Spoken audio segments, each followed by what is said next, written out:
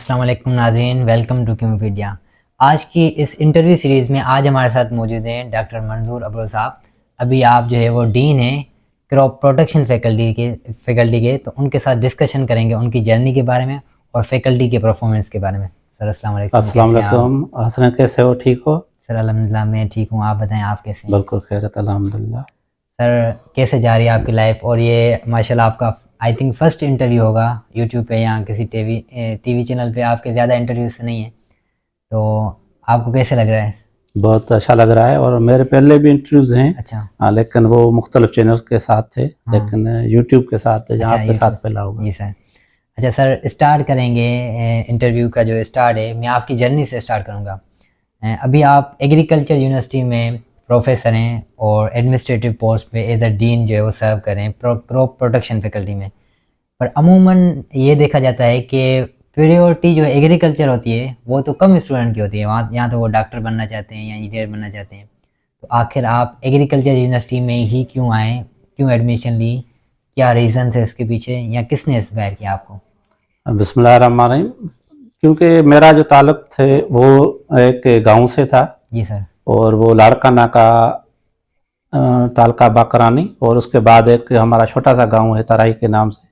तो मेरा basically background जो है वो एग्रीरियन था, और शुरू से ही मुझे ज़्यादा शौक था कि मैं एग्रीकल्चर की तरफ ही आऊँगा और अपनी तालीम या जो अपना करियर है वो एग्रीकल्चर में ही करूँगा। तो मुझे इतना ज़्यादा शौक नहीं था, क्योंकि एग्रीकल्चर की बहुत वसी फील्ड है पूरी दुनिया में, और इसका बहुत सारा स्कोप भी है और इसकी ज़रूरत भी है। तो इसी वजह से जैसे ही मैंने इंटर पास किया तो उसके बाद मुझे ज़्यादा शौक था, वहाँ पे जेड भुट्टो एग्रीकल्चर कॉलेज की बुनियाद पड़ी, वो इस्टेब्लिश हुआ। तो मुझे शौक होता था कि मैं एग्रीकल्चर यूनिवर्सिटी में दाखिला लूँगा, और वहाँ पे मुझे ये सब्जेक्ट्स या ज़राअत जो है वो बहुत पसंद थी, क्योंकि हमारे गांव की लाइफ थी, और मुझे ये होता था कि ये साइंस किस तरह की जाती है, तो इस वजह से ही मैंने एग्रीकल्चर चुना। अच्छा सर, आपकी जो अर्ली एजुकेशन थी, ग्रेजुएशन वाली जो एग्रीकल्चर, वो इसी यूनिवर्सिटी से थी या मास्टर्स में नहीं, आप? मैंने मेरी प्राइमरी या सेकेंडरी वो वहाँ से थी, लाड़काना। Yes sir. उसके बाद बीएससी एग्रीकल्चर ऑनर्स मैंने जेड भुट्टो एग्रीकल्चर कॉलेज से की। फिर यहाँ पे मैंने मास्टर्स किया टंडोजाम से। फिर मुझे master leading to PhD scholarship मिली थी एसीसी की, तो मैं फ्रांस चला गया। फ्रांस में मुझे फिर दोबारा मौका मिला कि मैं सेकंड मास्टर करूं। मैंने दोबारा मास्टर्स की वहाँ पे, फिर उसको लीड किया एज ए पीएचडी। तो मैंने वहाँ से फिर पीएचडी की। वो भी बहुत बड़ा नाम है, इनरा जिसको कहते हैं फ्रांस में, वो नंबर 1 पे पूरी दुनिया में ऑर्गेनाइजेशंस में जो एग्रीकल्चर के ऊपर वो काम करते हैं। फिर वहाँ से मैंने पीएचडी की। फिर वापस आया पाकिस्तान, तो उसके बाद फिर चांस मिला मुझे कि मुझे चाइनीज़ एकेडमी ऑफ साइंस की प्रेसिडेंट स्कॉलरशिप मिली, जो बहुत प्रेस्टिजियस स्कॉलरशिप कही जाती है। अच्छा। फिर वहाँ से मैंने पोस्ट डॉक किया। अच्छा सर, ये जो डिसीजन आपने लिया था एग्रीकल्चर में आने का, हालांकि क्योंकि जब स्टूडेंट यूनिवर्सिटी में आते हैं उनके पास इतनी गाइडेंस तो नहीं होती, बस थोड़ी बहुत गाइडेंस हो जाती है तो आ जाते हैं किसी न किसी यूनिवर्सिटी में। उस टाइम जो आपने ये डिसीजन लिया, तो जब आप यूनिवर्सिटी से, जिस दिन आपका लास्ट डे था ग्रेजुएशन का, तो आपकी क्या फीलिंग थी कि आपने जो डिसीजन लिया था वो सही डिसीजन था या? जी हाँ, बिल्कुल। मुझे तो बड़ी खुशी हुई उस दिन भी, लास्ट दिन भी। यहाँ जो, क्योंकि पहले से ही मेरा ये डिसाइड था। अच्छा। कि पूरे पाकिस्तान में ज़्यादातर जो स्टूडेंट्स होते हैं वो मेडिकल की सोच होती है उनकी, या फिर कोई इंजीनियरिंग में चले जाते हैं, कोई अकाउंटिंग में चला जाता है, कोई बैंकिंग सेक्टर में। लेकिन जो मैंने चुना था अल्हम्दुलिल्लाह वो मैंने प्रूव भी किया, और 4 साल के बाद मैं आपको ये खुशी हो रही है कि मैंने पूरी यूनिवर्सिटी में टॉप किया। अच्छा। और मुझे चांसलर गोल्ड मेडल भी मिला। तो इस वजह से वो जो मेरी फैसला सही था कि मैंने ये सही फील्ड चुनी थी, कि मुझे समझ भी आ गई और उसकी रिजल्ट भी अच्छी मिली मुझे। और उसके बाद फौरन ही मुझे, शुरू में जैसे मैंने पास आउट किया तो मुझे यहाँ पे एज ए लेक्चरर की ऑफर हुई, और मैंने फौरन वो भी ज्वाइन कर ली, और आज अल्हम्दुलिल्लाह मैं फुल प्रोफेसर हूँ। अच्छा, वैसे जिस टाइम आप यहाँ पे एज ए लेक्चरर अपॉइंट हुए, तो क्योंकि कोई एक फैकल्टी होती है उसमें बहुत सारे प्रोफेसर्स होते हैं, असिस्टेंट प्रोफेसर, और उसको एडमिनिस्ट्रेटिव पोस्ट पे हेड जो होते हैं वो डीन होते हैं, तो आप तो तब यंग होंगे, तो आपको कौन से डीन ने या कौन से प्रोफेसर ने ज़्यादा इंस्पायर किया जिससे बहुत सारी चीज़ें आपने सीखी और अभी आप डीन हैं तो उस चीज़ों को इम्प्लीमेंट करते हैं? जी हाँ, मैं यहाँ पे मास्टर्स के लिए आया था, तो जेडे भुट्टो से पढ़ के उसके बाद मास्टर्स मैंने यहाँ की। तो मिठल साहब जिसकानी साहब मेरे सुपरवाइज़र थे मास्टर्स में, और यहाँ पे जो डीन सी कुर्सी पे सर बैठते थे वो साईं मुमताज़ अली पठान साहब थे। अच्छा, ये किस टाइम की बात हो रही है? ये हो रही है 2001 की बात हो रही है। जी हाँ, तो उसमें वो उससे हम ज़्यादा इंस्पायर होते थे क्योंकि वो हमारे प्लान पैथोलॉजी के ही प्रोफेसर थे और डीन फैकल्टी भी थे। और हम मुझे तो उसने पढ़ाया भी मास्टर्स में, और फिर उससे ही हम ज़्यादातर सीखते भी थे पढ़ाने के दौरान भी। और उसकी जब थोड़ी मैनेजमेंट में देखता था तो बड़े वो स्ट्रिक्ट भी होते थे ना, तो उससे बहुत मैंने सीखी चीज़ें। आप जब उसको देखते थे आपको कभी फीलिंग आई कि मैं डीन बन सकता हूँ? नहीं, मुझे कभी ये फीलिंग नहीं आई थी क्योंकि मुझे ये पता था कि मेरे जो टीचर्स हैं वो बैठे हुए हैं क्यू में, और मैं तो बहुत ही जूनियर था उसमें। लेकिन मुझे ज़्यादा फायदा ये हुआ कि मैंने अर्ली पीएचडी की, और फिर वो भी यूरोपियन कंट्री मींस फ्रांस से। फिर मेरे पेपर्स अच्छे आ गए, फिर अपॉर्चुनिटी, और अल्लाह की ये बात होती है वहाँ पे, तो जितना अल्लाह ने करम किया कि आज मैं डीन फैकल्टी भी हूँ। अच्छा, अगर ओवरऑल बात करें आपकी ज़िंदगी के बारे में तो ज़्यादा गाइडेंस आपने किससे ली थी, मतलब फादर मदर या कोई और यूनिवर्सिटी?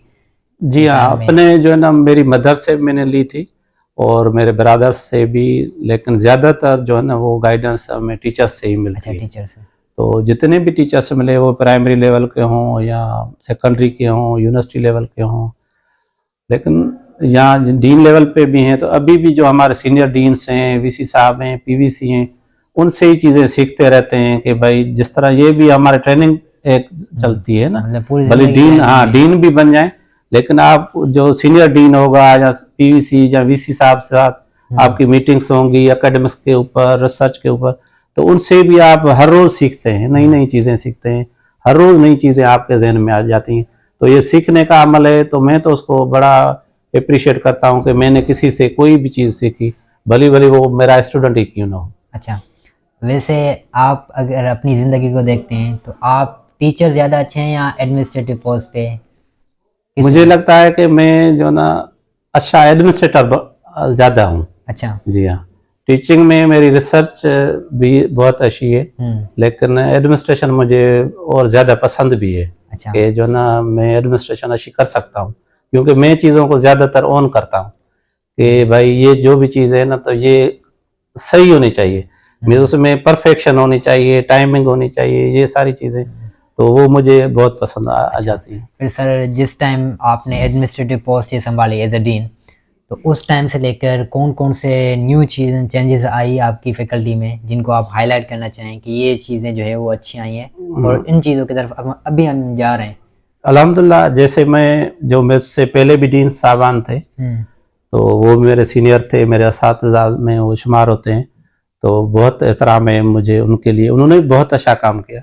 लेकिन जैसे ही मुझे चार्ज ये मिली तो ये समझो एक मेरे लिए एक चैलेंज भी था कि भाई यंग एज में अगर मैं प्रोफेसर भी बनाऊं, और पहले मैं चेयरमैन डिपार्टमेंट था 8 साल के लिए, फिर डीन फैकल्टी, तो अल्हम्दुलिल्लाह आपने देखी होगी हमारी फैकल्टी, तो उसमें बहुत सारे प्रोग्राम हम नए नए लेकर आए हैं। तो ये गुज़श्ता 3 सालों में हमारे पास तकरीबन 8 से 10 जो है ना वो रिसर्च प्रोजेक्ट्स हैं जो 30 से 35 मिलियन के हमारे प्रोजेक्ट हमने कॉम्पिटिटिवली विन किए हैं। अच्छा, दूसरा हमारी लैब्स इस्टेब्लिश नहीं थी इतनी पहले, वो तकरीबन 8 लैब्स जो है ना हमने, उसमें मालिकुलर लैब्स भी हैं, सेंट्रल मालिकुलर लैब भी है, और नीचे लेवल से ऊपर एडवांस लेवल तक हमने 8 लैब्स बनाई हैं। पूरी फैकल्टी के कॉरिडोर्स, लैब्स जितनी थी उसमें टाइल, मार्बल, रिनोवेशन उसका किया, पुरानी बिल्डिंग है हमारी। उसके अलावा पूरी बिल्डिंग को हमने जो है ना पेंटिंग कराई, वो भी आपने देखी होगी।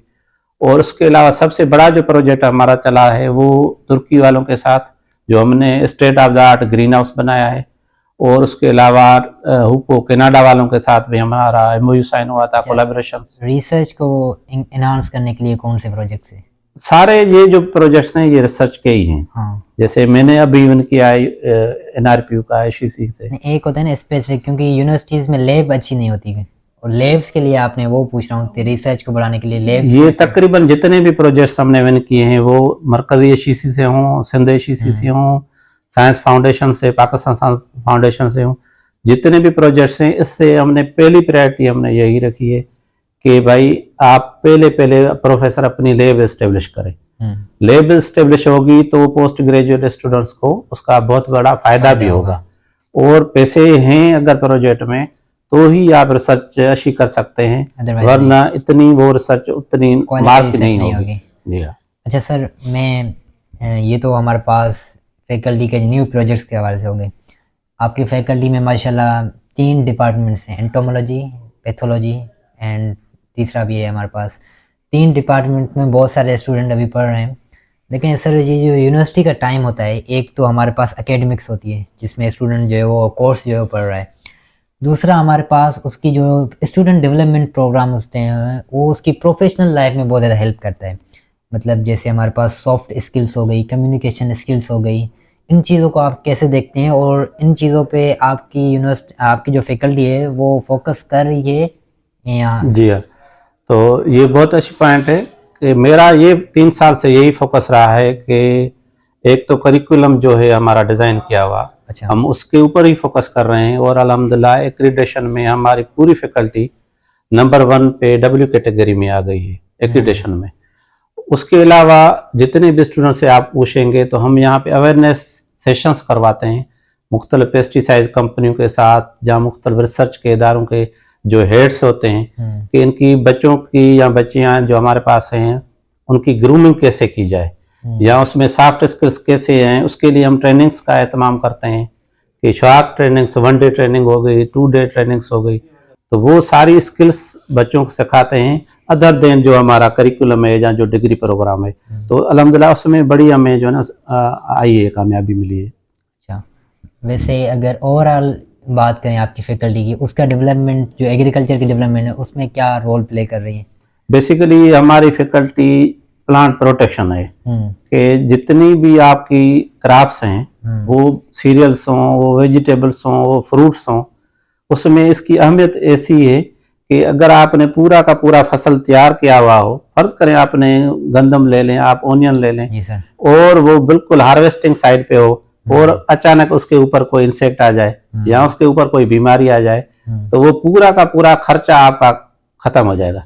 लेकिन प्लांट प्रोटेक्शन फैकल्टी ऐसी है कि उस पूरे खर्चे को आप जो भी आपने किया है उस क्रॉप के ऊपर, उसको ये बचाने के लिए हमारा सारा काम होता है कि हमारा काम है कि इंसेक्ट से उसको बचाएं, हमारा काम है उसको वर्टिब्रेट से बचाएं, और हमारा काम है कि उसको बीमारियों से बचाएं, कि कितनी जितने भी प्रोटेक्शन साइड के मसाइल हैं वो मसाइल क्यों होते हैं और उनका हल क्या है।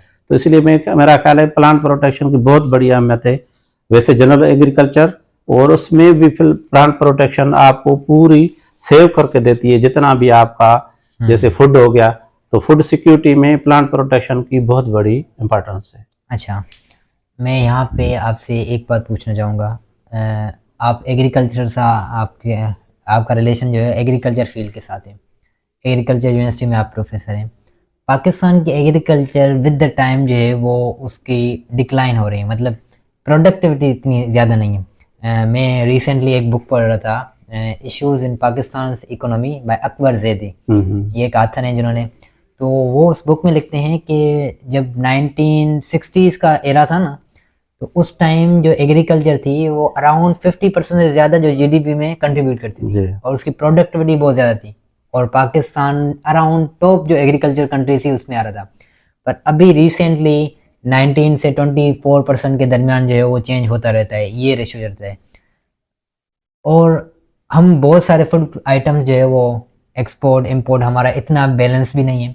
तो आप कौन से इश्यूज देखते हैं जो अभी तक हमारे पास एग्रीकल्चर सेक्टर में हैं, जिनकी वजह से हमारी एग्रीकल्चर प्रोडक्टिविटी इतनी ज़्यादा नहीं बढ़ रही, जिनको हम ओवरकम करके हम टॉप एग्रीकल्चर कंट्रीज में आ सकते हैं? उसमें देखें ना बहुत सारी चीज़ें हैं, लेकिन मैं प्रायोरिटाइज उनको करूँगा कि हमारी पॉपुलेशन जो प्री पार्टीशन के ज़माने में वो कितनी थी और आज कितनी है, बहुत ज़्यादा बढ़ गई है।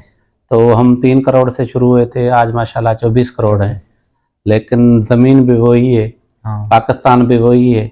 लोग लेकिन मैं तो कहूँगा कि हमने ज़्यादा पॉपुलेशन बढ़ने की वजह से, लेकिन फिर भी पाकिस्तानी ज़मीनें, पाकिस्तानी साइंसदान, ये एग्रीकल्चर सेक्टर था ही जिसने ही इतने, अभी भी जितने भी सेक्टर्स हैं आप इकोनॉमी में, उसमें एग्रीकल्चर सेक्टर ने ज़्यादा ग्रो किया है पिछले साल भी।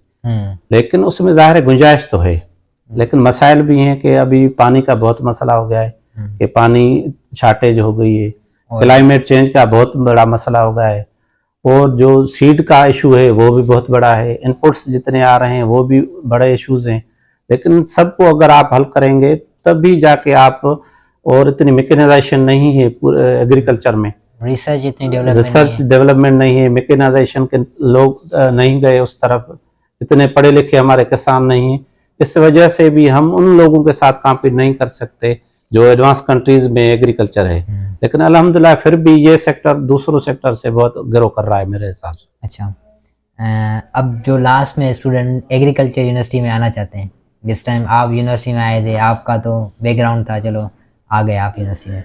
अभी जो न्यू स्टूडेंट आना चाहते हैं, सिटी से, गाँव से, उनका कोई ताल्लुक नहीं एग्रीकल्चर से, उनके लिए मैसेज क्या होगा, कैसी है फील्ड और क्या मैसेज होगा? मैसेज मेरा सिंपल है उनके लिए कि फील्ड्स तो सारी अच्छी हैं, मेडिकल भी अच्छी है, वो भी हमारे लिए, इंजीनियरिंग भी है, फाइनेंस भी है, एग्रीकल्चर भी बैकबोन है पूरे पाकिस्तान की इकोनॉमी का ना।